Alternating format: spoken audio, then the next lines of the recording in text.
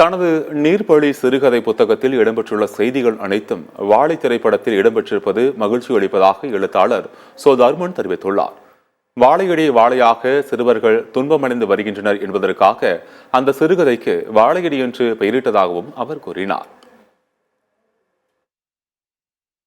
கிட்டத்தட்ட ஒரு 10 வருஷத்துக்கு முன்னாடியே நான் இதே இப்போ எடுத்துக்கக்கூடிய அந்த வாழை படத்தினுடைய கதை அப்படியே நான் சிறுகதையாக எழுதியிருக்கிறேன்.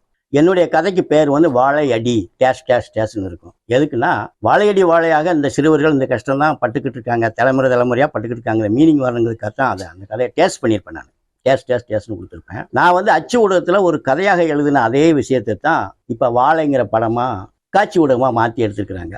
என்னுடைய சிறுகதையில் வரக்கூடிய அத்தனை விஷயங்களும் திரைப்படத்தில் இருக்கிறது. அந்த குழந்தைகள் வாழைத்தார் சுமப்பது, அவர்களுக்கு படுகின்ற கஷ்டம், இடைத்தரகர்கள், தரகனாறு, முதலாளி, லாரி டிரைவர், கிளீனர்கள், வரப்பில் அவங்க சுமந்து வரக்கூடிய கஷ்டம், தவறி தண்ணிக்குள்ளே விழுகிறது, அந்த தண்ணியிலேயே சுமந்து காலில் என்னுடைய கதையில் அந்த பிள்ளைகளுக்கு சேத்து புண்ணு வந்திருக்கும். அந்த சேத்து புண்ணில் அந்த நீர்க்குறைஞ்சி முள் குத்தி அதனால் அழுகிறது, வில்லையை தொலைக்கிறது, வில்லை இதெல்லாம் கொடுப்பாங்க. இந்த மாதிரியான சம்பவங்கள் எல்லாத்தையுமே நான் அதில் பதிவு பண்ணியிருப்பேன். அது எல்லாமே இந்த திரைக்கதையில் பதிவாகிருக்குது.